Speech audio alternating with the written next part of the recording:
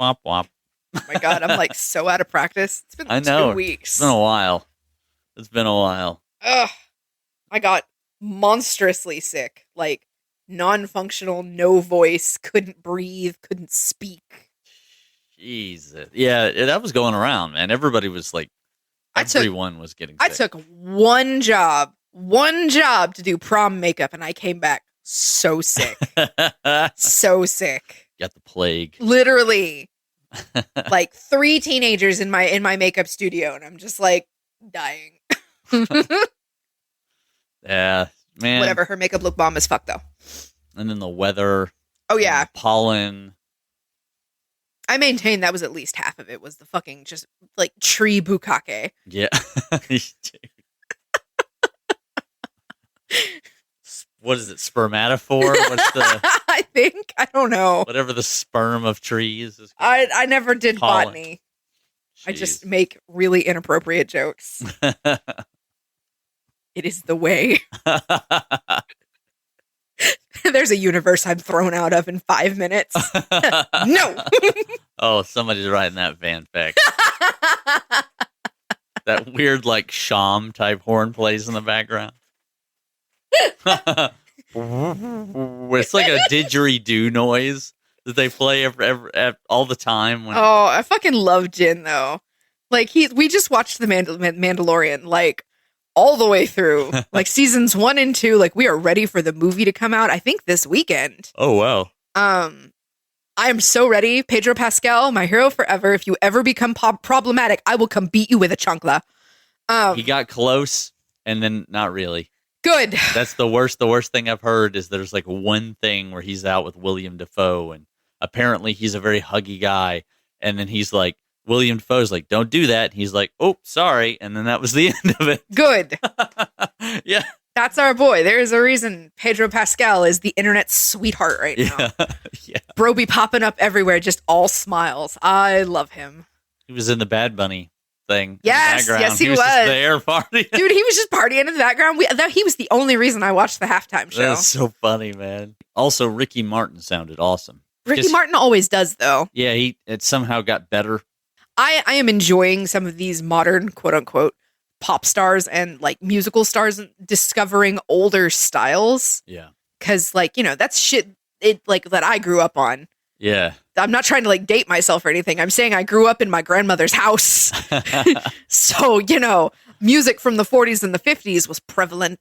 We had a picture of Vicente Fernandez on our wall. You're not wrong. Dude, he was awesome. Yeah. I don't care what anybody says. He's so cool. He's like, what if John Wayne was like really handsome and also like a mariachi singer? Yeah. I was like, that's powerful voice, yeah. smooth. Cool as shit. Yeah. I was like, dude, that's a very specific time and place. You know? What's the movie? Disney did one, Day of the Dead. Coco? Yes. Yeah. The big bad evil guy. Oh yeah. Yeah. Exactly what I thought too. I was like, I know that guy. I've seen a couple of his movies. Yeah. I'm so glad we went to the same place with that. All right. Yeah. We used to have a dump bin at the local like Walmart that had like $5 movies, and there was always a ton of them in there. And there ain't shit wrong with them. They're all good. They're good. They're good, and they're a lot less problematic than some of the honestly American ones. And yeah, because there's a couple like I went back and watched some of the like Clint Eastwood movies, and I was just like, bruh, why is he dragging that woman in a barn? Oh, this went to a weird place really fast. Yeah. Jesus Christ. Yeah, I was like, what the fuck? Like Clint Eastwood, and who was the other one? One of my dad's heroes. I can't think of his name. John Wayne was in real life not a super nice guy. Nor was Sean Connery. Yeah. Which is unfucking fortunate. Yeah, they were like crazy misogynistic. Dude, and I grew up on James Bond movies too. Yeah. like I'm not going to say like any of the James Bonds were like my first love or anything. No. That honor goes to Spock and Spock alone. There were clues so early. Why did no one tell me? Why did I not know? Nah, but like I grew up on those movies, and like you cycle through the James Bonds. Yeah, like sure. everybody has their favorite James Bond. Don't ask me the name of the actor of my favorite James Bond because I don't know any of their names except for Sean Connery and the new guy, something Craig. Daniel Craig. Yeah, Daniel Craig. There was Roger Moore who played. I think that was it. He also I think did that the was Saint, if you remember the old Saint. Yes, Roger Moore, Pierce Brosnan. Oh, okay, yeah. I loved Pierce Brosnan. And the other one was Timothy Dalton. Timothy Dalton was a good one too. They were all good. Like there was not really a bad Bond. Bad one because they're purposefully campy. Yeah. So like that gives you a lot of leadway. And Timothy Dalton also played in Hot Fuzz. He was the bad guy. And Timothy Dalton just plays excellent villains. Because he's a very suave person. Yeah. And it makes it funny. And he's got this. Let me make sure. Hang on. Let me Google him really quick just to make sure that I'm picturing the right guy. He's the guy that's like, I'm a slasher of prices. Timothy Dalton. Yes, I am thinking of the right guy. Okay, there's something about his face, like especially when he was younger, the angles of his face and that dimple in his chin that just lends to like perfect cinematic villain. Yeah, I gotcha. Like he wasn't. Correct me if I'm wrong, but he was the bad guy in The Rocketeer, right? I think so. That was him, right? You and me are maybe the only people who've ever seen that movie. The Rocketeer, really? I was obsessed with it. Yeah. It is so creepy. We are literally the same person. Anyway, so yeah, Timothy Dalton in The Rocketeer. Yeah. Peak. Like when I write a villain and I need him to be like handsome and suave and debonair and, just giving the vibe. Timothy Dalton. That's who's in my head. He's the villain who can be an absolute shit and also be funny. In the way that like Christoph Waltz can. Christoph Waltz can pull that off too, where he's just like a likable monster. Do you know like, and you're just speaking of people that can play these roles and play into them really well, since we're on the topic of Bond. Also, hi, welcome to Morbid Mondays. Yeah. It's just a weird segue to the start of the show. Daniel Craig, the series of movies that he's been in as the detective. Oh yeah. He plays like one of them's The Glass Onion, the other is Knives Out. Oh, what? And I think there's a third one. It's like I don't know, but he's Foghorn Leghorn in like Human Person, something like that. Yeah. And he's so good, especially considering like I know what Daniel Craig sounds like. Like Daniel Craig is a geek like us. Yeah, he like snuck onto the Star Wars set and was like, "Can I be a stormtrooper?" But in English. Yeah. I can't do that accent. His name is like Remy Delacroix or some shit. I think so. His name is Benoit Blanc. That's it. And I was just like, I remember it being a very funny name of just like going, nobody's actual name is that. I am Detective Benoit Blanc. Yeah. You are Foghorn Leghorn, sir. You are from Kentucky. No, I may be just a simple country hyper chicken. I can't get... No. So now that we've wandered all the fuck over the place, I'll cut out some of that. I'll just be like, okay. Holding our breath. Both of us just away from the microphone. Welcome. Hello. Greetings. Welcome to or welcome back to Morbid Mondays, your unhinged source for what the fuck moments throughout history, where we will take turns giving you a weekly tour through all of the gross, gory, and downright odd moments in history. We're your hosts. I'm Katie. I'm Brian. All right, let's get into this shit. Tell me, Brian, as you are also a denizen of having grown up in the South, you are familiar with the fun little idiom that was probably thrown at you as a teenager and a child. You are slower than molasses in January. Yeah. Am I correct? Yeah. I cannot tell you how many times I heard about that or had it said to me. Usually right before like a slipper came around the corner at my head. Because I was dawdling because teenager. Your daddy wasn't a glass maker. That's the one. Yes, that's move. You're in the way. Yeah. Oh my God, that could be a whole nother podcast. Is just translating Southern idioms. You are slower than molasses in January, going uphill both ways. Yeah. What? I really wish that I had known about today's story as a child and a teenager, because I'd have popped back with it so fast. So fast. Oh, I'm moving slow, am I? Here, let me give you some disturbing information. So, if only I'd known that on Wednesday, January 15th, 1919, that there was a tidal wave of molasses. What? All right. If I had but known. First of all, if I'd known, I would have said it. And if I'd said it, I would have gotten my mouth slapped clean off my face. Did you know that in 1919, molasses killed 23 people in a flood? 23? Way more than I thought.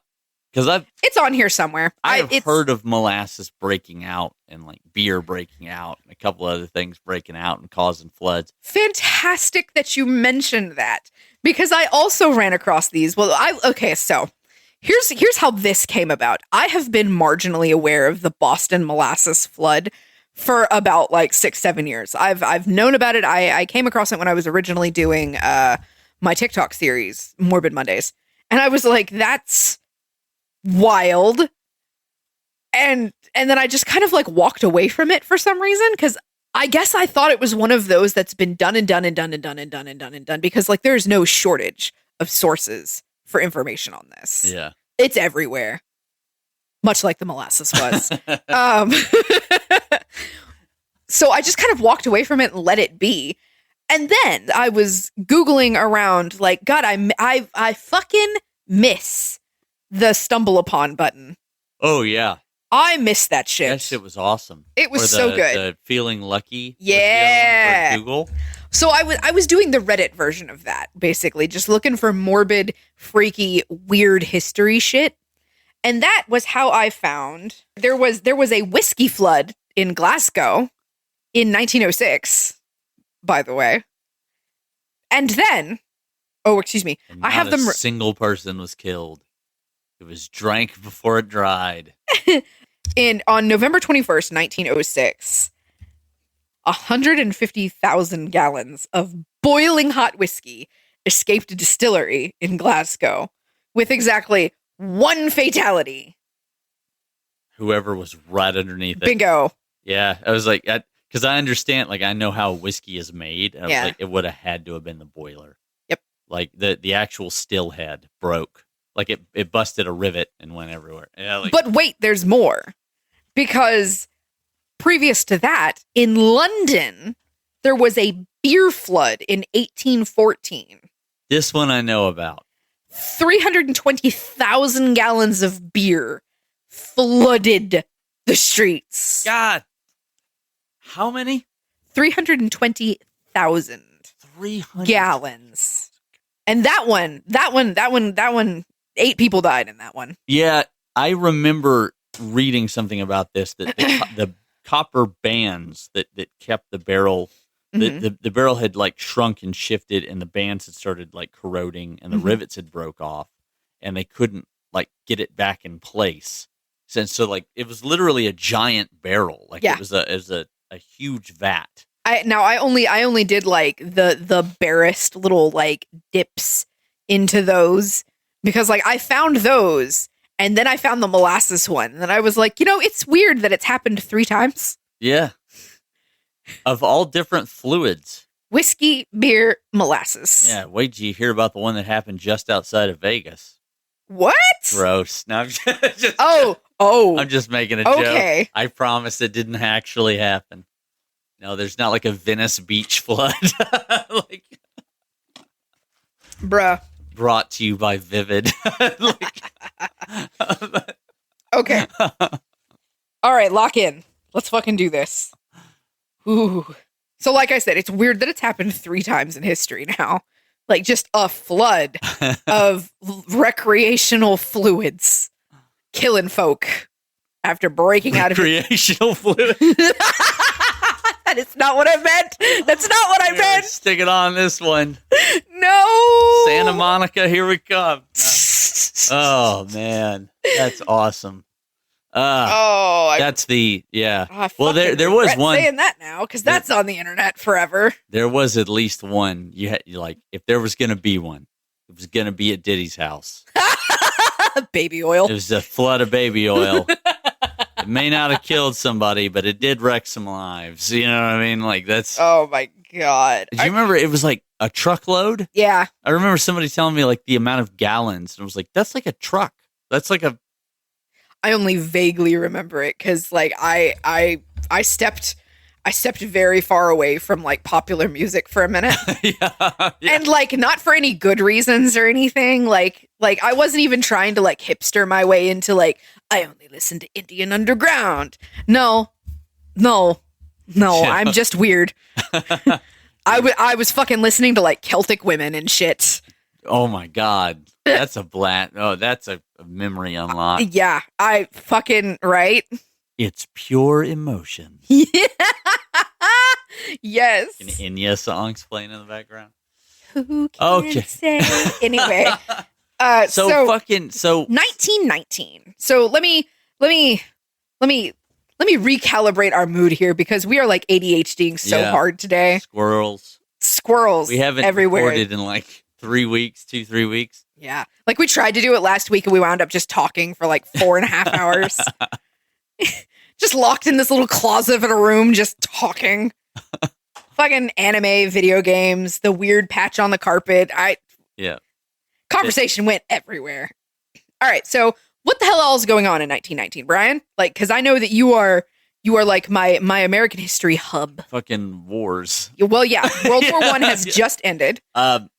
We're about to, not quite, but well, maybe it's already started. I don't really know the exact date on this. But there's going to be a massive pandemic in America in the 1920s. That's the influenza thing, right? Spanish flu. Spanish flu. Sometime around here, just predating Spanish flu, is the horse flu pandemic. It's going to hit all the horses in America, and it's going to be real gross. Yep. We're going to bring Chicago to its knees. And a lot of stuff, like women's suffrage movements, all kinds of shit. Yes. So 1919 is busy. Now, granted, most of early American history seems to be weirdly busy. World War I has just ended. Yeah, it was like it should have just stopped. So Prohibition is getting started. Berlin is like starting a coup, and then it's failing almost immediately. Oh, but it's going to get worse. Yeah. And then right now there should be Hoovervilles in Central Park and in front of Washington, and Teddy Roosevelt has died. Yeah. There's a whole bunch of stuff. There's a bunch of stuff. A bunch of some good, some bad, mostly bad actually, but some on the way to being good. Yeah. Like World War I ending. Yeah, that's great. That's a good thing. That's a real good excellent thing. And Boston sees one of the strangest catastrophic floods it has ever seen. Welcome, ladies and gentlemen, to the Boston Molasses flood of 1919. You heard me correctly. Molasses flood. Now, so as a being in the southern hemisphere of the United States, I'm very familiar with molasses. Brian, I know you are too. Oh, sure. Most of anybody who bakes is going to be real familiar with molasses. So for those that aren't, I will briefly tell you that molasses is a very, very, very, very, very, one more time, very underline, bold, italic, very thick syrup made out of sugar. Yeah. Pretty much sugar before it's like processed into granules. Yeah, and from molasses you can get all sorts of things. All sorts of stuff. Like you can keep it as molasses and use it as a syrup for various bakings. My dad used to just put it on pancakes. Yeah. It's good. It tastes really good. It's cooked sugar. If you're a fan of Over the Garden Wall, you add it with potatoes. Potatoes? And molasses. That's interesting. Somebody will listen to this who's seen Over the Garden Wall, and they're going to fucking hate us so much. Potatoes and molasses. What the shit? You're going to have to show me this. I'll show it to you later. Thank you. So yeah, you can get a lot of things from molasses. And one of the things that you can get, like after processing it, is rum. Yeah, that's right. Yeah. And also, during World War I, they were using molasses to distill alcohol from to make fucking military grade Molotov cocktails. I did not know that. Oh, really? Really? That is the first time I've ever heard that. Stop. Hang on. I know something about World War I that Brian does. Let me bask in this for just a moment. I've never heard that in my life. Yeah, they were making like bombs and shit out of it. That's awesome. Like it's terrifying. Right? It was part of how a whole bunch of distilleries stayed in business, is that they began providing ethanol alcohol to the military to make these like and bombs and else, shit. Hello, Smoke.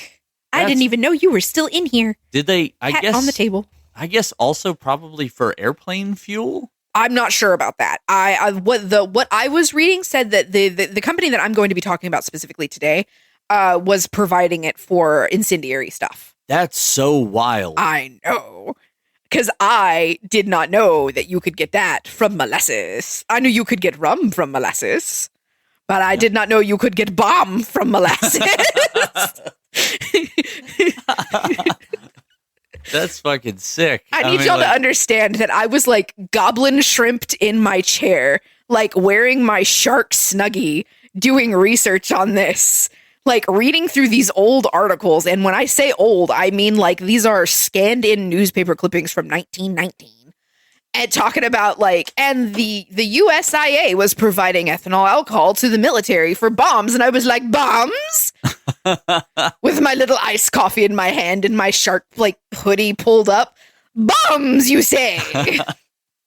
But yeah, so like this company in particular, this distillery, I guess I should say, was what is it with me and distilleries lately? Like last time it was the fucking the swill milk distilleries. That's right. And now this time it's fucking molasses. Yeah. FUGGIN. Fucking. The Arabs are on to something. Guys, like, look, if you didn't drink so much. Yeah, right? You could have avoided all. But like in like in the early 1900s, like fuck, it was the only like distilled everything was the only safe thing to drink. And also like maybe for many people, the only entertainment. Literally. Cards and alcohol. So, welcome to January 15th, 1919.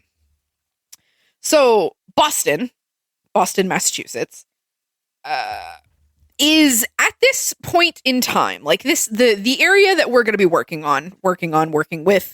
within, Commercial Street. There we go. That took way too long to get out. You are chewing on my finger. You're so cute. There's a cat. Yes, Smoke is on the table. It's not me. That would be weird. Oh, hello, Smoke.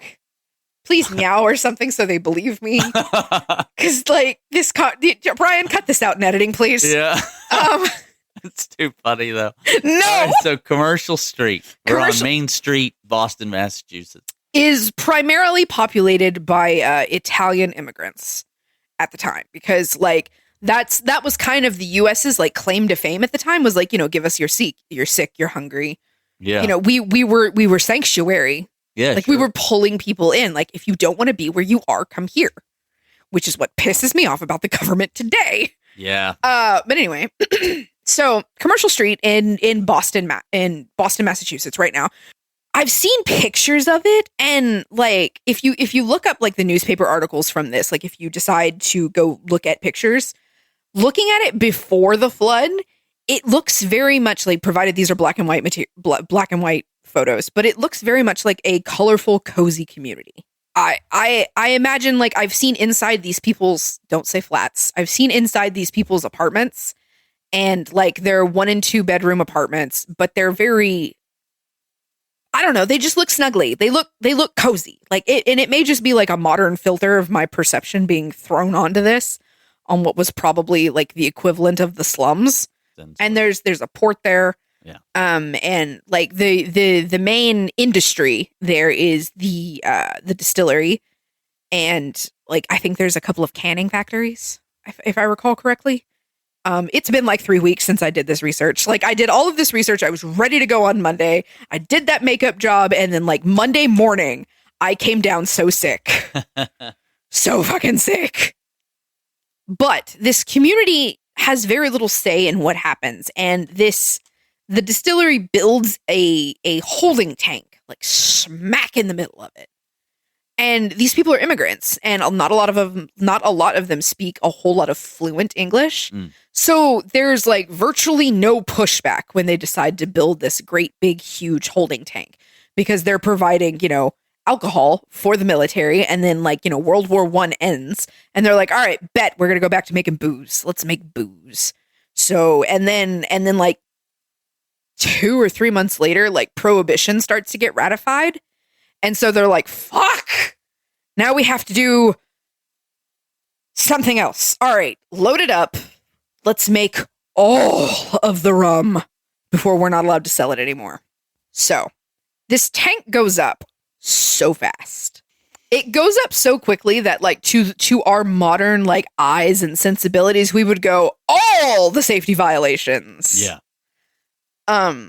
Warning, danger, Will Robinson. Yeah, this is in the time period where people are taking images of the Empire State Building being built. These guys are just hanging over a ledge. Oh yeah, dude. Yeah. Safety codes, non-existent. Yeah. This is the Wild West of architecture. It feels almost overnight. There's not a tank, there's just an open field. And then 2 weeks later, there is a massive, what we would equate to a water tower tank that they are filling with molasses. And here's the thing. It wouldn't be so bad, except that it is now obvious that this tank has been slipshod put up. Because from day one of it being filled with molasses, it leaks. Oh, great. And it's not just oh, there's a leak, haha. It's the kids are taking buckets and filling buckets under the tank of molasses. And the community finally, informs them, hey, your tank is leaking. You should fix that. Do you know what this company does? Do you know what USIA does? What's that? They paint the tank brown. So that you can't see so the that drip? You can't see the drip. It's amazing. That's amazing. Pterodactyl shriek. So dude, it is a collection of bad ideas that all accumulate and lead up to this. So I know. I'm thinking of it in that modern Boston accent, like that. Just put it in a big tub. Put it in a big tub in a field. It'll be all right. It'll be all right. It's fine. I cannot do a Bostonian accent. The only Me neither. the only Boston accent joke I know is the khakis joke. Yeah. The khakis. Yeah. That's the only one I know, and that's the only, I guess, metric for stereotypical. Yeah. Why was I trying to say anything else? A stereotypical Boston accent. So I'm just gonna close the door on that. We're not gonna play or pretend. You need Jersey? I got Jersey. You need English? I can do that too. That was still Jersey. I was like, posh. where the fucking English is that? Posh. Channel your grandmother. Water. The Queen's English. There we go. Found it. Brighton. Jesus Christ. Welcome to my brain, guys. It's a fucking mess in here.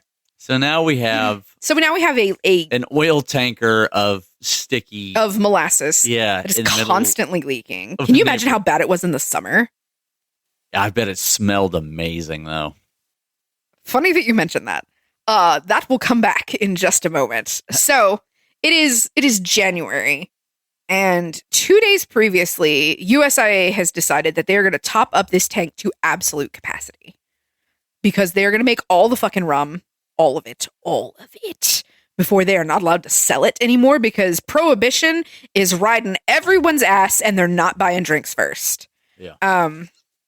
That was funny, and I demand you laugh. It is funny. Thank you. I just kept thinking that molasses doesn't make very good lube. Oh my God. Water-based lube, guys. Come on. It's the only safe one. Using anything else, you're asking for complications and infections. So, sneezy potato. Yeah. And molasses. No. And molasses. All right, so it's January. So we all think, especially down here in the South, we all equate January to fucking cold in the North. Now, here it's probably going to be about 75 degrees. Until it hits. And when it hits, that's like our one really cold month. Yeah, and then it's like in the 30s consistently. And we're like, fuck, it's cold. What do we do with this? It's wet all the freaking time, too. But yeah, January is like legendarily cold everywhere else. Well, on this particular day, on January 15th, 1919, Boston reaches a balmy 45 degrees. Now, tell me, Brian, you are as educated as I am on thermal expansion. Yeah. Everything else is not ice. Yep. Most things get smaller when they get cold. Yep. Ice is weird. Everything else gets a little smaller. Now, most things, not everything, most things. But so 40 is above the freezing temp. So it is now expanding even into further, a container. Because they heat it. They heat the molasses to transfer it into the container to make the process go not only faster, but smoother. But it's been cold this whole time. It's been cold this whole time. So they've got cold molasses at the bottom of it. And I could not find anywhere what the level of the cold molasses was. Like, that just didn't seem to get recorded anywhere, which tracks for how fast and loose everything was being done. I imagine the level is full. Like, they filled the tank. They filled it up with the new shipment that came in, which would have been heated and then added to this containment thing. Yeah. And so it's had not only like a day to start to cool off, but then like now it's 45 degrees, which means that all of the stuff on the bottom is now warming up. So the volume of molasses is expanding because that's what molasses does. Yeah. Because it's you would think that it would also be like ice because it's the water, right? But yeah. It's not. No, molasses will not freeze. You can stick it in the freezer and it will not freeze. It turns into like gum. Yeah. Like this thick sludge. You are exactly correct. And molasses at an ambient temperature, at just like standard, what you would conceive of as like standard room temperature, is already 40% thicker than water. Like, and I know that's not really saying much considering water is like, then is water. Yeah. Is a common thing in our house, which will pertain to either viscosity or flavor. But so we have a tank of cold molasses. They're pumping hot molasses in, and then they're heating it. And then the day gets hot. Yeah, so they think it's like, well, it's fine because it went in hot and it's still below the level. But then then everything warms up. Mm-hmm. And what happens when things warm up? Things expand. Yeah. And just blows this fucking old tin can. At 12:30 p.m., almost on the nose, there was a sound heard by a passing security guard. Like, I'm not sure if he was a cop or a security guard. I'm going to go with cop because, like, it sounds better. Because, like... some level of responsibility. It's probably just some guy. No, I'm pretty sure he was either a security officer that was employed by USIA or he was an actual cop for the area. I'm not really sure. But when he reported it later, he said it sounded like machine gun fire. The rivets. Bingo. Oh, that's fucking sick. And he turns just in time. And this is almost a direct quote. I'm paraphrasing now, but I did read the article that quoted him directly, to see it peel open and what was it, 25 or 35? A 25-foot wave of molasses just crashing down onto Commercial Street. This is a heavily residential area. There's one saving grace. That they didn't have to boil it to move it through pipes. True. That would have killed everyone. Boiling, napalm. Yeah. I like anybody who bakes knows that molasses, cooked sugar in general. Yeah, it was like turns to fucking napalm. Watch any video on somebody making their own candy. Yeah. They will tell you right at the start. Wear big ass gloves. This shit will burn the crap out of you. My partner's a lunatic because my partner makes crack glass cinnamon candy every Christmas. And this maniac of a man will do this shit shirtless, no gloves. Yeah. And sometimes not even in a double boiler. That's the crazy shit. He just, it was like, yikes. He'll just straight sugar in a pan on the stove. I love you. I'm going to be in the other room with like 911 on, ready to go. So we got a 25-foot wall of fucking sticky coming at you. To quote myself here, at 12:30 p.m., that overfilled vat had decided it had enough. Yeah, no shit. Like 2.3 million gallons of molasses tsunamied out and crashed into the north end of Commercial Street. That's so much bigger than I thought. Yeah. So this is like an oil container. Yeah. I wish I thought I was going to bring my tablet with me and I just didn't grab it because I have a whole bunch of pictures pulled up that I could show you. I still have it all pulled up from. I mean, I got my computer. I'm going to look. Research. You keep talking. I'm going to look. I just have to know. So, yeah. 2.3 million gallons of molasses just slams into the north end of Commercial Street, all thanks to Purity Distillery, which is USIA. To quote myself here, yes, yet another story involving the US's boozy fucking history. I was so done with this, even right here. Why is the rum gone? Because the vat broke and it's all the molasses tsunamied out. That's why the rum is gone. Can you imagine the sound when it sort of gloop? Yeah, just this giant, but like a gloop so big you could hear it from city blocks away. Yeah. So when I expressed to you the sheer volume of the molasses, like I know that we're all kind of holy shit. Oh, you found the pictures, didn't you? It is exactly what they keep oil in. Yeah. Yeah, like big natural, not the natural gas ones, but the crude tanks. Oh, I know exactly which picture you're looking at too. It even has the guardrail around the top. Did you find the one before or after they painted it? I think this is after because it's dark and a black and white photo, and it normally would be probably white. Yeah. That's so that's crazy. It looks exactly like the oil refineries that we're used to down here. Like it's way over the top of the factory. Like, because there's a triangular building that kind of looks like a elevator house. Mm-hmm. It's well over the top, about like a story. It's enormous. So a 25-foot wave moving at 35 miles an hour.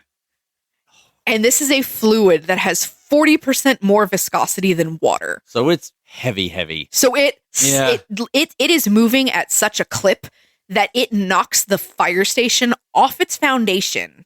Because the fire station is like right there, like right next to it. Like it is ground zero. Jesus Christ. And it collapses the second story of the fire station into the first story, leaving like this 18-inch crawl space. And it kills like 8 firefighters. That's wow. Like in the first like few seconds. It knocks it off the foundation and just pancakes it.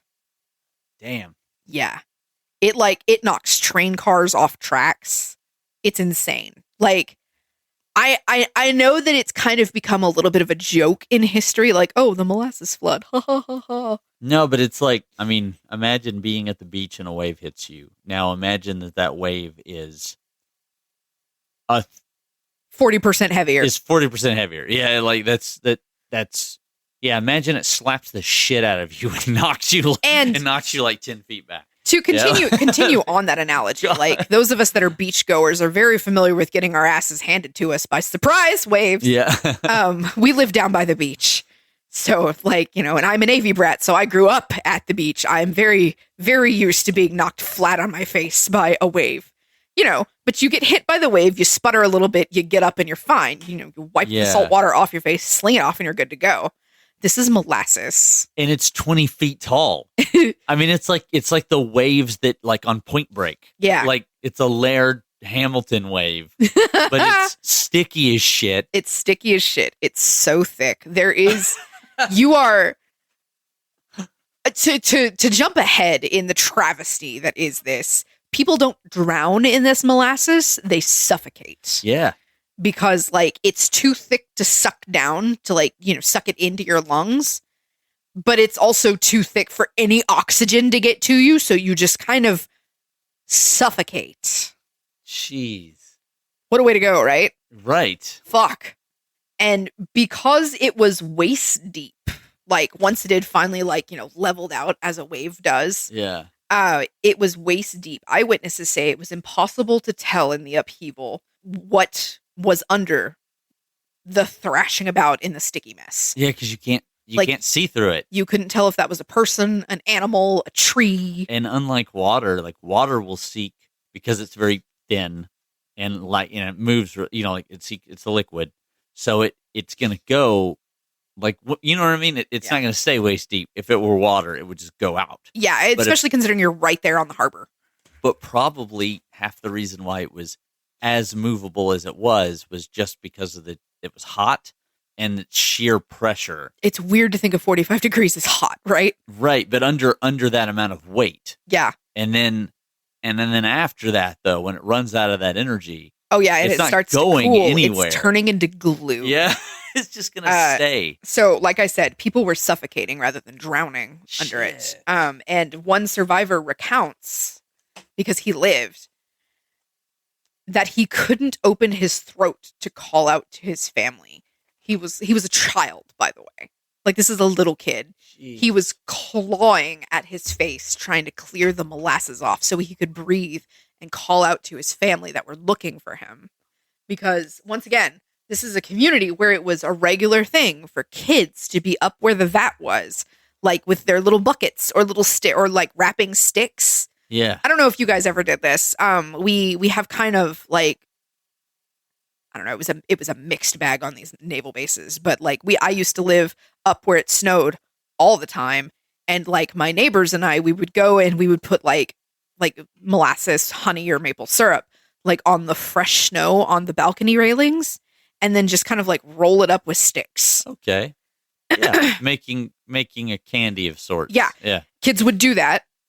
This is like candy floss, but it's much thicker. It's frozen honey specifically is a texture that I cannot explain to you. It has to be experienced. No, having made some like covered almonds and such. Yeah. Yeah, it's not it's tar like.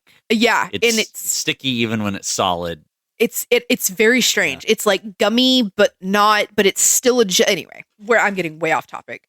But yeah, it's not unusual for all of the kids to be up by the tanks, getting little sticky treats or getting like, glasses or buckets of molasses to bring home. Yeah, sure. Cuz it's fucking leaking. It's just going to get on the floor, the ground. Yeah. So, that it's not unusual. So there was a group of children that were coming back from doing just that when the vat itself broke. And this little boy was one of the survivors. Jeez. And I have no earthly idea how this child survived, like being ground zero when that bitch broke. Because he was little. He was like 6. The only thing I can figure is that he was like on top of something. I have no idea, but he was with his sister and another little girl, and neither one of them survived, and he did. And like he said, like the interview that I read from way back, it was obviously an interview given while he was an adult because the verbiage there was more mature than say a kid. But he said he was clawing at his face, trying to get his hands in his mouth so he could like breathe to scream. Jeez. And he came to, and his family was standing over him, and they were like convinced he was dead. And then he woke up.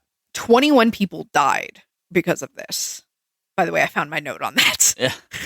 21 people died in the initial like crash of molasses just all down Commercial Street, and 150 people were injured. Which, yeah, because it just hit them. Yeah, it hit them with so much weight, and that's the thing about like water.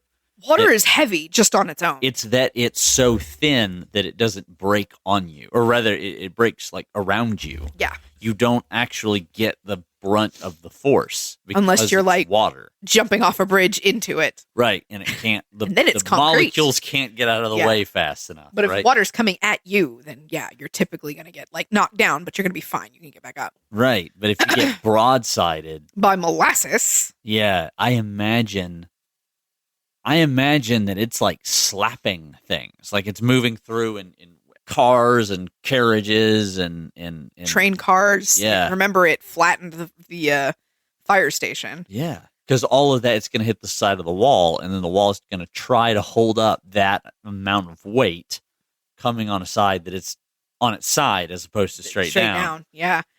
It's crazy, right? Like it's difficult to conceptualize in your head. Yeah, because your head wants to think of it as moving like water. But it's absolutely not. It's probably more like those old Nickelodeon reels where they let all the gack out. Oh, the slime. Yeah, and it like covers everything. Yeah. So after the initial wave, the syrup gelled because it's cooling off now. And like, yeah, you already know. So molasses, once you've heated it and let it cool, it does this weird thing. And I say this as someone that bakes and makes candy a lot.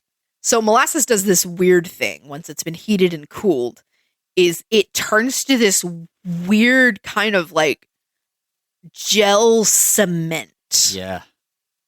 And it is nearly impossible to clean up without like boiling water with some sort of astringent in it.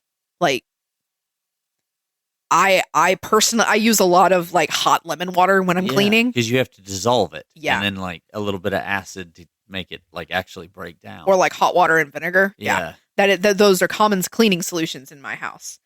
But yeah, so it gelled and became even more viscous, which, like I said, cement. Look like fucking molly grease going down the road. And as it cooled, it made rescue attempts even more difficult because because you remember the cop that saw it happening, he immediately ran to like a phone and like called the station and was like, send every rescue unit we have. Yeah, because once it cools, you're going to have to mine people out of it. Yeah, these people are glued in. Yeah. Can you imagine the sound? Because it's cooling so rapidly, it's going to give those creaks. Yeah. Oh. But it's creaks the size of a city. Yeah.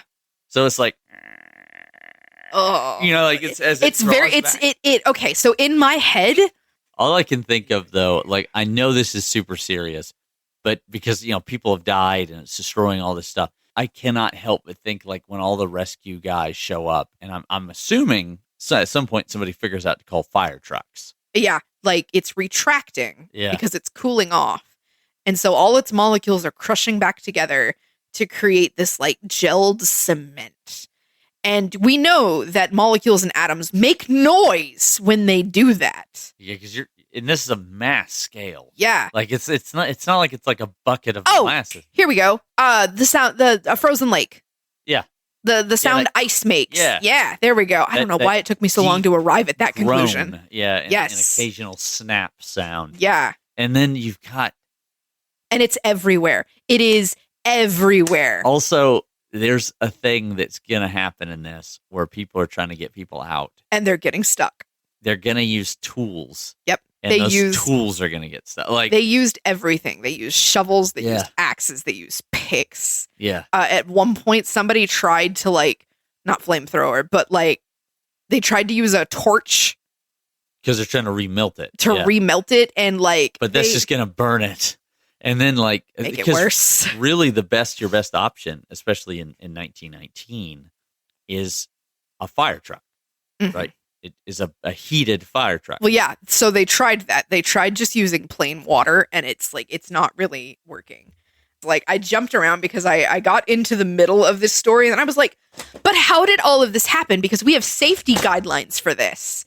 We have emergency measures put in place for situations like this. No, bitch. Not in 1919. They didn't. In fact, this incident is why we have all of those safety things that your bitch ass was so concerned about, as I discovered. It's always tragedy, right? So it's the triangle shirtwaist. Yes. It's the love canal, and now it's the Boston fucking So flood. they're using all of these tools to try to excavate people out of buildings, and they're marginally successful. Some kids over on the side going, "Help my bro, he's wicked sticky." You know, like, And so yeah, they're like, what the fuck? Like all of the rescuers are like getting stuck and needing to be rescued in turn. Like they can't tell if like the thrashing blob that they're excavating is going to be a person or an animal or like, a bush. yeah. They can't tell. So they're just trying to help anything that's moving under the gugh. And then they're getting stuck and needing to be rescued. And it's a hot fucking mess. They use everything. Shovels, picks, axes. I told you about the torch that they were trying to use. Hot water. They're using sand. They tried to use hot water and sand. Which is standard for a chemical cleanup. And also because especially if you pump it, they might be thinking about using it as an abrasive. Well, here's the just thing. Blasting it off of things. One firefighter gets the bright idea, let's try salt water. Yeah. The bay is right there. Lo and fucking behold, it works. You make a shit ton of taffy. Delicious. So the salt water works. They pump millions of gallons of salt water right out of the bay, just straight into the city, just sluicing shit down. Like they're throwing sand on it and it's working, and they're just chasing it all back into the bay. The harbor that they have there is brown for months. And you have to think about this. This is Boston, right? Like you and I are probably thinking in terms of like the buildings and water table situation that we have down here, which is we live in swampland, so we don't have basements or cellars or anything. Right. All of these people do. They all have basements and cellars that all of this molasses has settled into. Didn't even think about that. The mess. Oh my God. The mess. There's one dude I read, because he popped up on every single like article and report that I found. And this guy is a banana vendor, right? He's like produce is his thing. So he's got $4,000 cash stashed in his basement and he wants that shit. I don't know why it's relevant that he's a banana vendor, but like all of the articles and reports and shit were like, and the produce salesman who specialized in bananas. And I'm like, okay, cool. Why?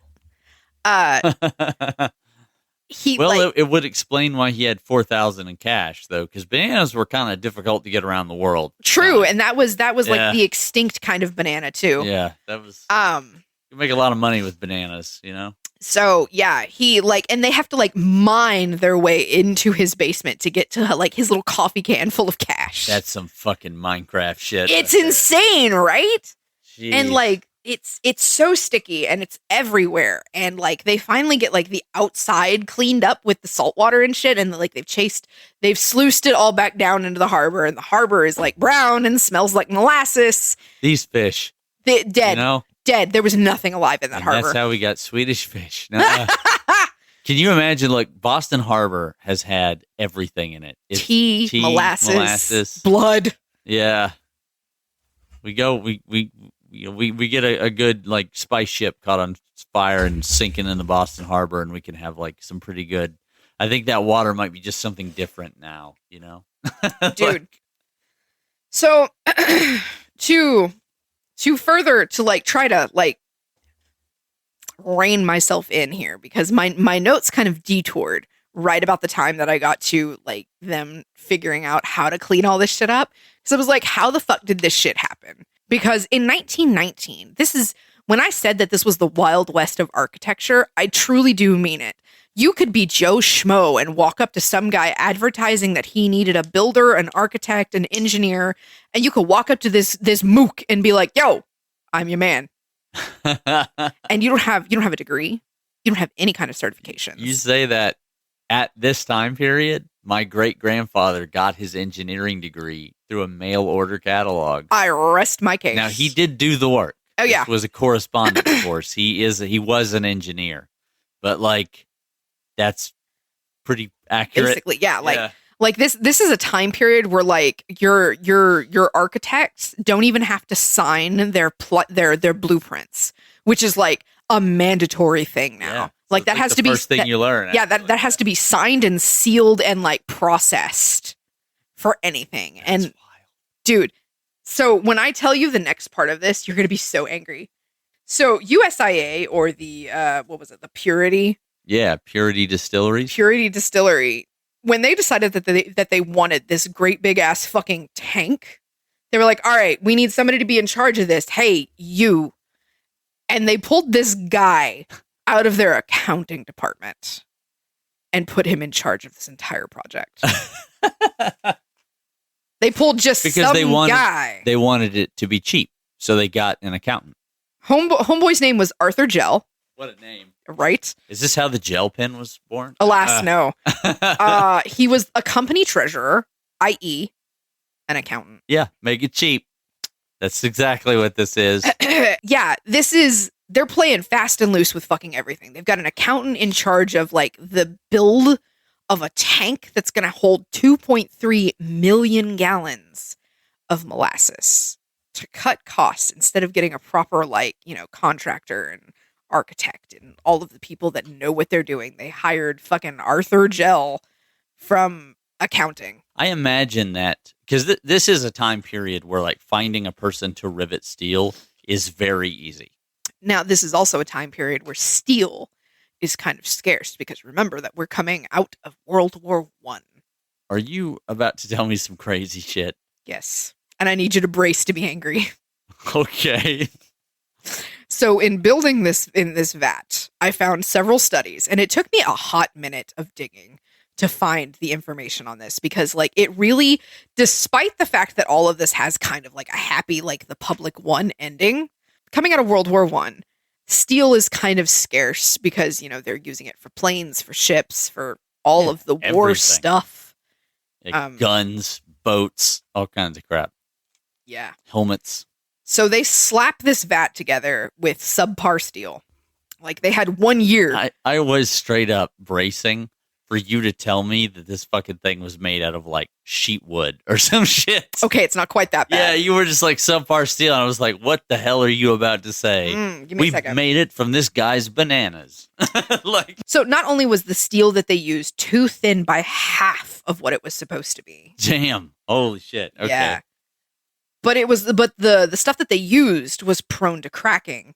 The low not magnesium, manganese. Yeah. Manganese. There it is. Thank you. I struggle with that word. Making a kind of spring steel. The low manganese content of the steel caused the alloy to be brittle. Uh-huh. Ironically, it is the same compound that was used on the Titanic.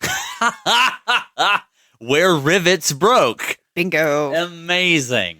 So the manganese steel for it, because like this is a bladesmith thing, right? Yeah. When you buy like a sword, a good one, right? A good blade. A lot of good blades are carbon steel with a manganese or silica content, right? It makes a tougher steel. It gives it more of the ability to flex and expand. Yeah, and the most of that's in the temper, but the metallurgy of the steel matters. And if you don't have the extra stuff, you might end up with something that is just similar to like a plate steel, which is fine if it's super thick. But it wasn't. And so like I said, it was most supposed of to be this thick. Like, yeah. It was this thick. That's so, oh my God. So to quote myself here, my literal note down here at the bottom of my page, this bitch red flag AF from Go. That's so fucking funny. So I needed to know how big this fucking thing was. So I looked it up. At least this is the quick overview. It stood 50 feet tall, 90 feet in diameter, and contained 2.3 million U.S. gallons. At least according to the very quick overview, the tank was approximately 2.5 inches at its base and thickness. Mm-hmm.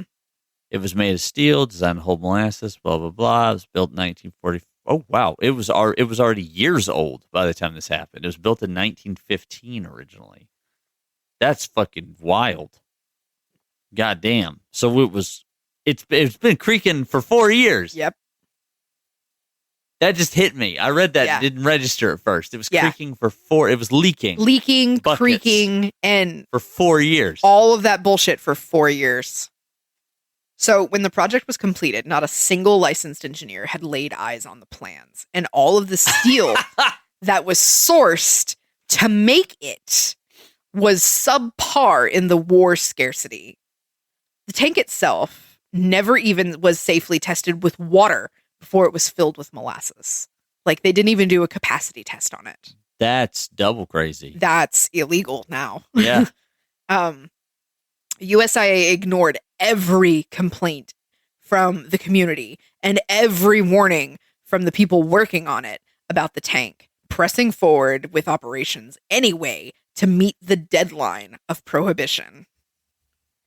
Modern forensic analysis has confirmed that this shit was always gonna fail. Like, Harvard University, this is a quote from Harvard University structural engineer Ronald Mayville, okay? This is like the first time that I have ever like cited and quoted a source on this entire podcast. So I need every one of you to be so fucking proud of me right now, because I don't do this. But, quote, not only was the steel used too thin by half of what it was supposed to be, but the stuff itself was prone to cracking. The low manganese content of the steel caused the alloy to be brittle. Yeah. And that is from Ronald Mayville himself. That's so fucking great. Oh. So, not to make light of a horrible situation, but pop went the tank, and then everyone in power, had the shocked Pikachu face. All right. So apparently at parts of the tank, like as a general all around, so that 2.5 is at the base. Yeah. It was a 1/4 inch. Yeah.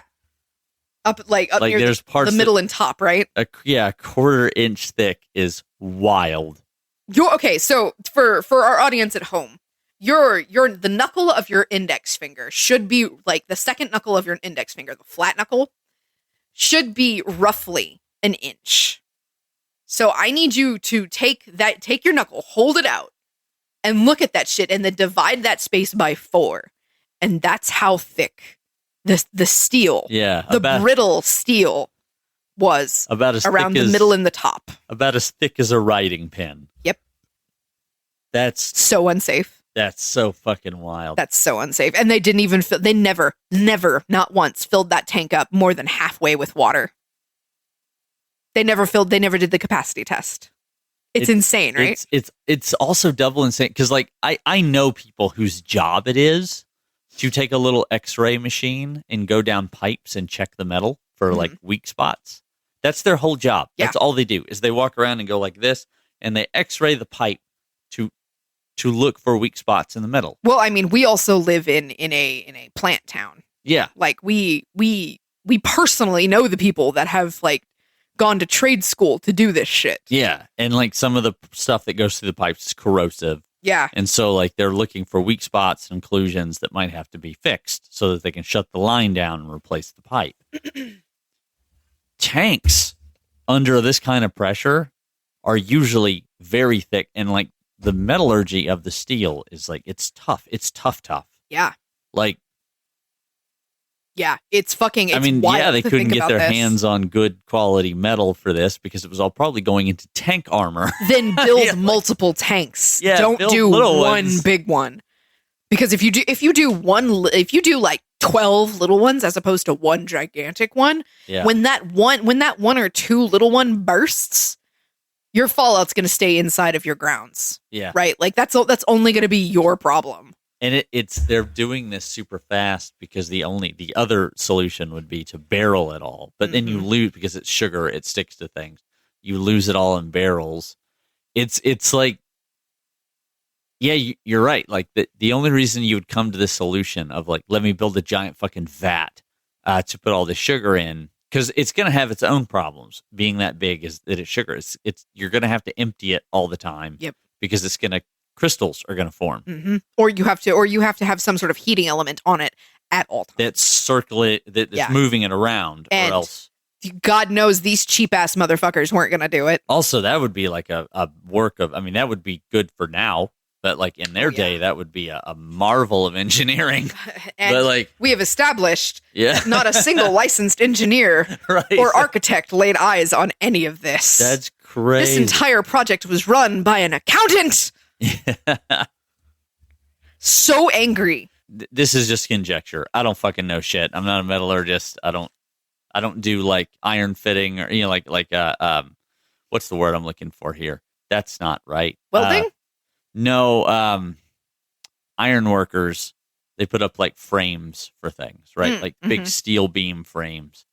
They're boiler makers. That's what the word I was looking for, that build these kind of things, right?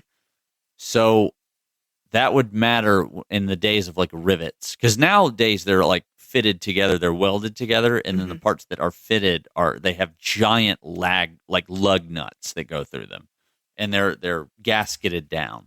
But the irony of this conversation being, I was watching Disasters That Befell Modern Marvels, and it was a bridge that crossed a creek built in like 1900 or something like that. That it was a marvel of its time because, you know, it was like 300 feet tall over this like creek bed. yeah, And it stretched for several miles, and it was a train bridge. So it was designed to be, you know, hefty and shit, and a fucking tornado took it out. oh my god, Sheared it off at the bolts at the bottom. yeah, that's great. Damn, that sucks.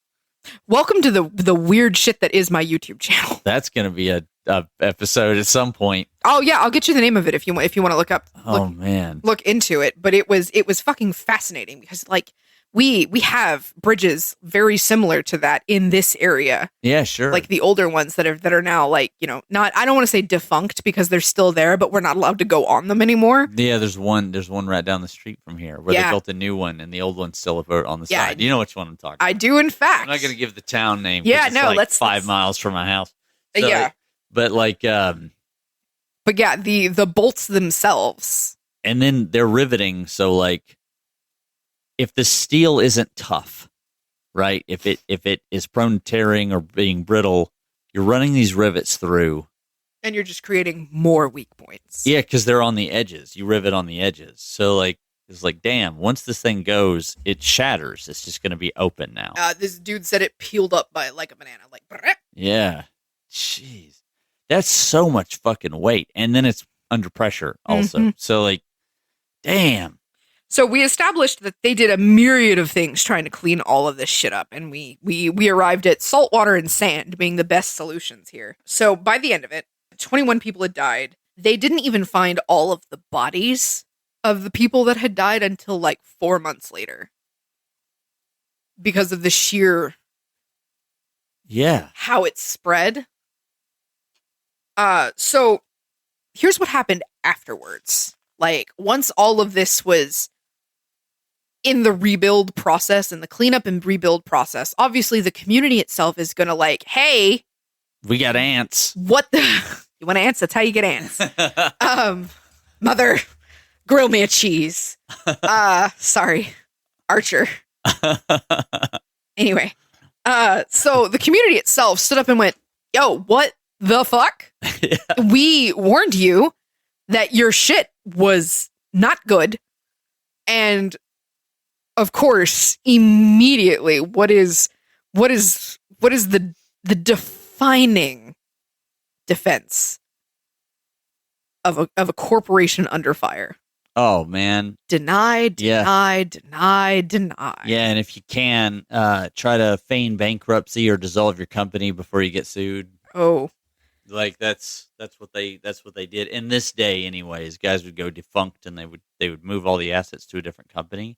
So what had happened was USIA's legal team was in motion almost as soon as the tank ruptured.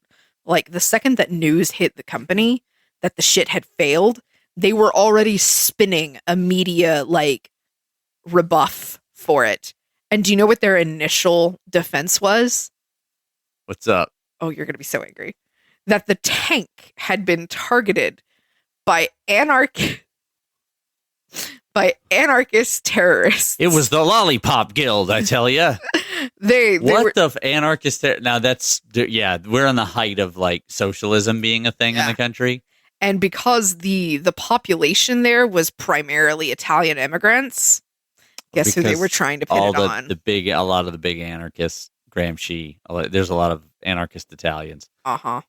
It was oh my god, yeah. It's the boogeyman of its day because we haven't quite gotten to like the Bolsheviks are there, right? But like also the scary guys of their day were French and Italian anarchists and labor movement guys that were coming over, and a lot of Irish people too, right? The Molly Maguires are doing their thing.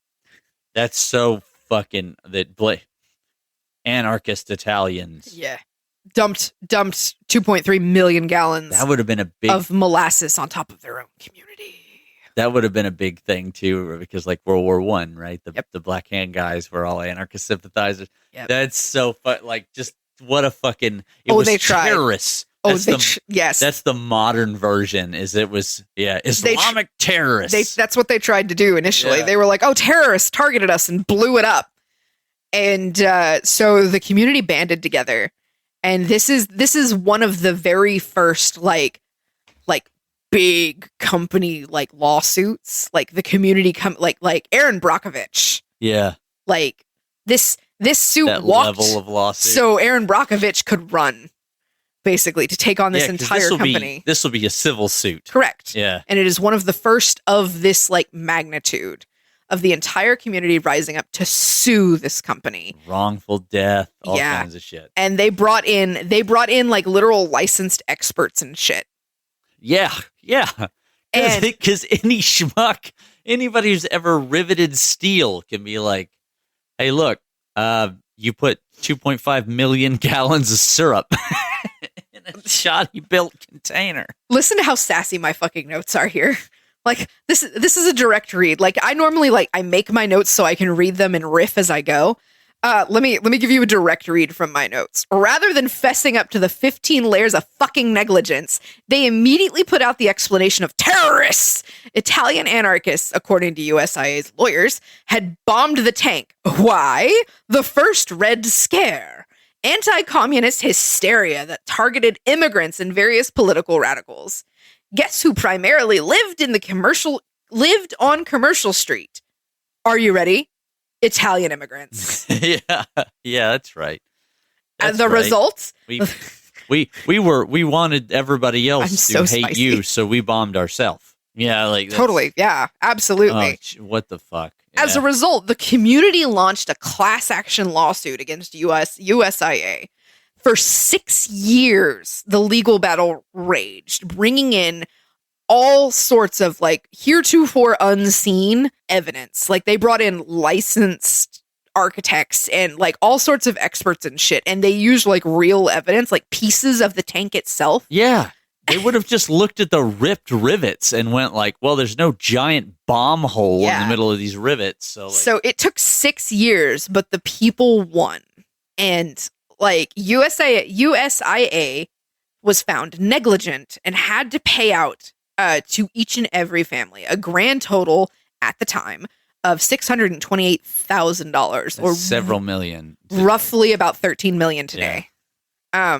Roughly. I don't math well. Yeah, but somewhere around there. And as a direct result of this entire kerfuffle, I lost my place. Kerfuffle.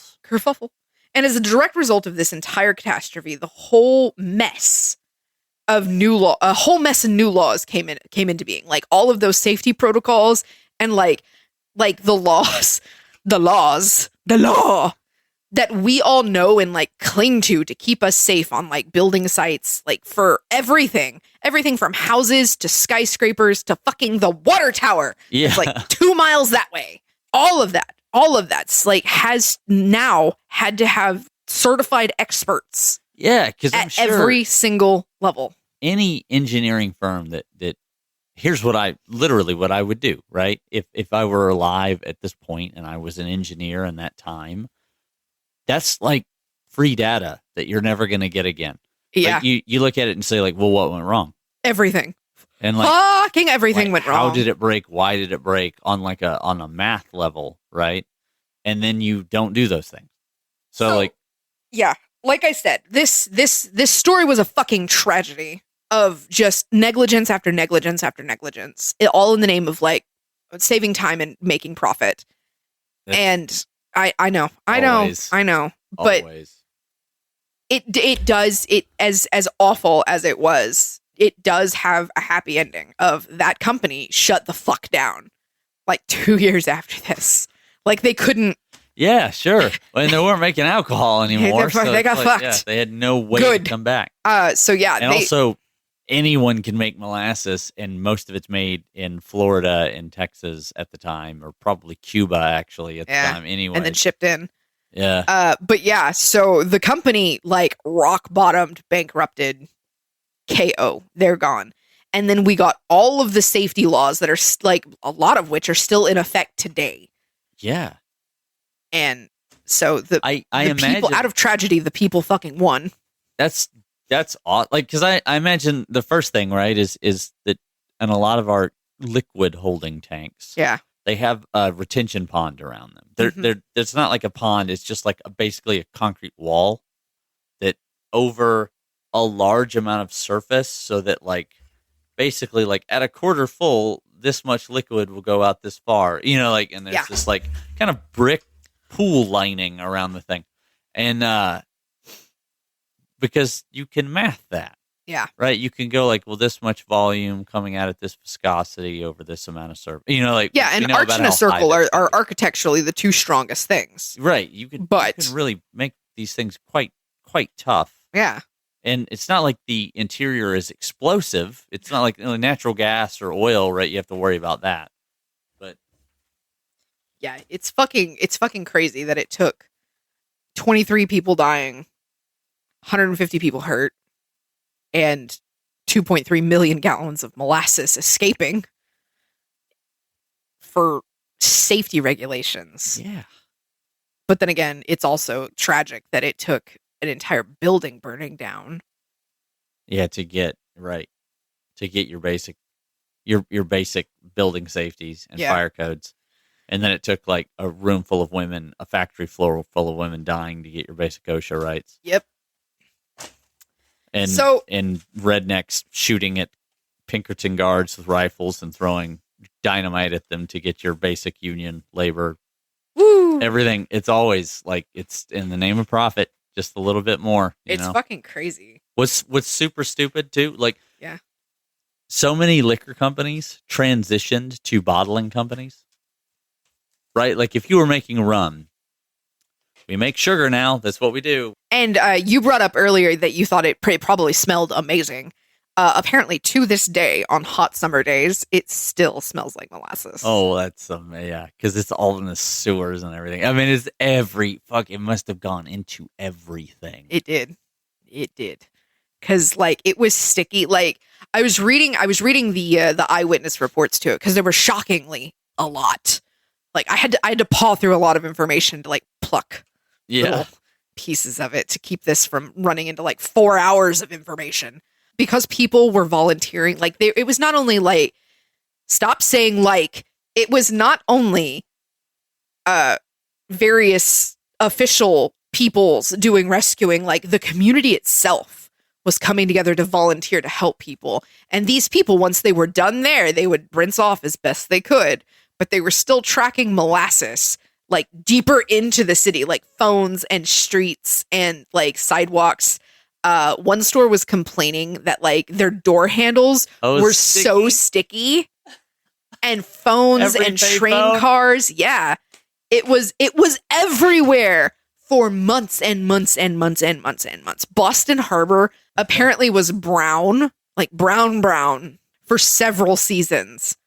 There was virtually no fishing there. No, because the diatomaceous life would have been pluming out of fucking control. Like there would have been like there's so much just available energy in the water now. Dude, just the ecological havoc of this. Not only like on top of the catastrophe that was, the loss of this community's loss in general. Like that was not only human life, that was like various horses, pets, their homes, their property.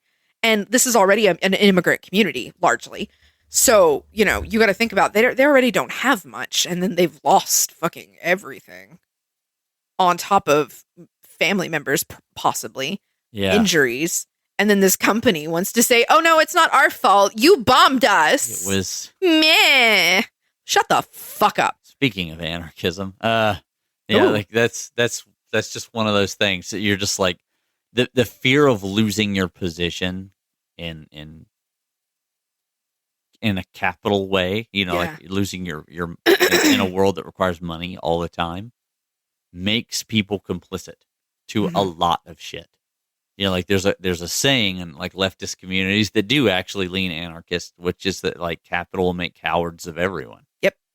And like that's what it does. Like you get afraid that you're going to lose your house, your car, your job, your all that stuff. And your livelihood and your way of life. Yeah. So a lot of times if a boss pressures you to do something that's kind of illegal, you probably will just do it. Yep. And because the risk reward factor of it is, you know what I mean? Like it's just too disparate. So like it's like as someone that lives in a capitalist economy, like, you know, that simply is our reality. Yeah. I see why you couldn't say no, but you still should. You should have. Yeah. Also, the authorities should have been like alerted.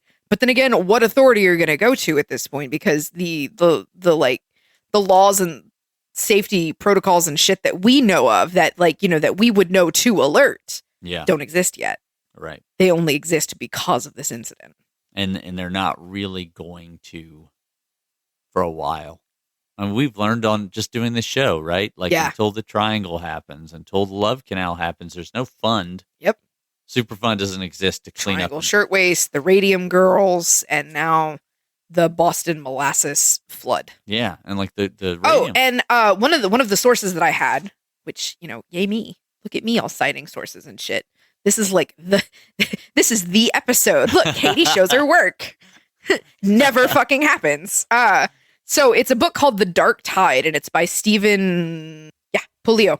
It was one of the books that I pulled information from. Like I did a lot of scrounging around in newspapers and shit. Yeah. And then I found this entire book and I pulled pieces from that because like it was a comprehensive, like, kind of first account. Dude, a good case study is so, I mean, you'll learn things you never. And then like have the fact that like Harvard did a forensic study on this recently.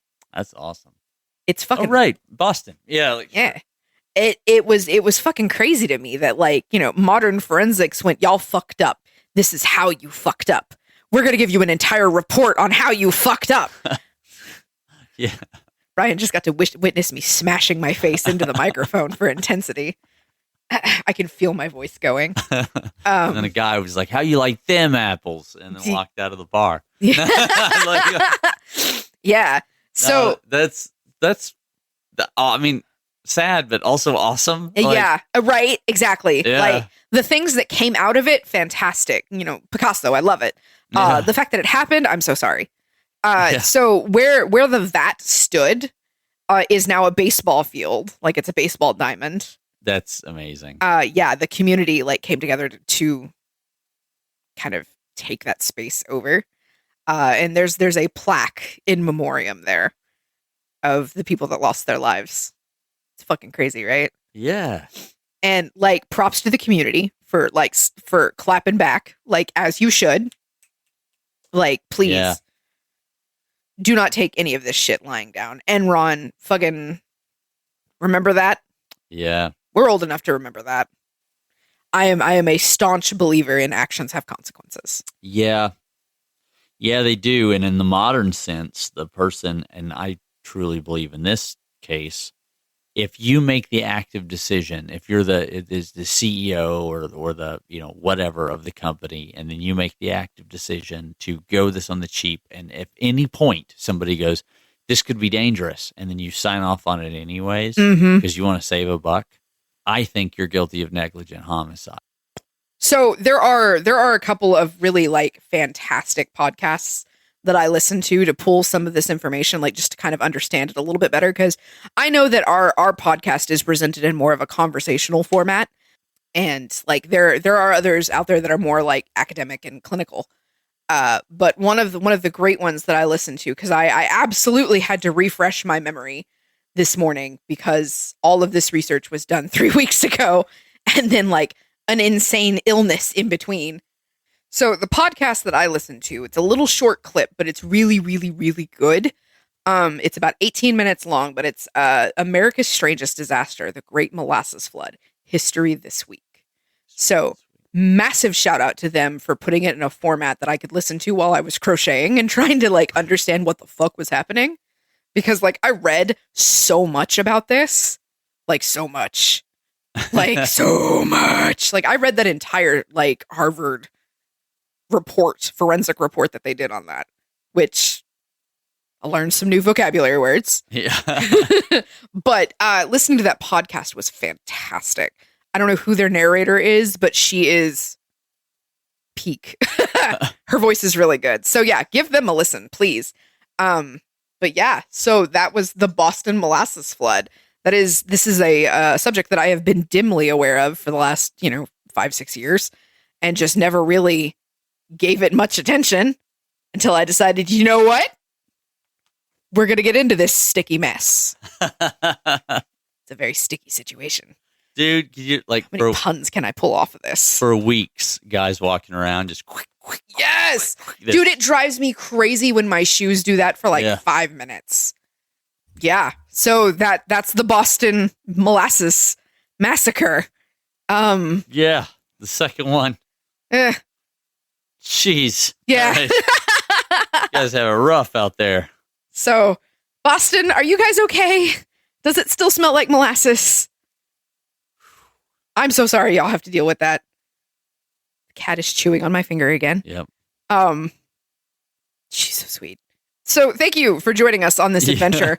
I'm so sorry I still sound so rough, but better than I was. I'm going to think about this every time I put sugar into something now. Be like, hey, one day. Yeah. Ugh. In the 1900s, 23 people died. Yep, and 150 people got their bells rung by molasses. Fire station got trampled. Yeah. Look, in my perfect, chaotic, comedic-driven world, I love it when you get narrative. Someone's at work. They're going kind of slow. It's midday. They're kind of hungry. Maybe they just ate a lot and they're like kind of sleepy. Their boss looks at them and because it's winter, you're moving slow as molasses in January. Bam! And as 2.5 million gallons of molasses Kool-Aid mans its fucking way through the city. Oh yeah, but in molasses. Yeah, but in molasses.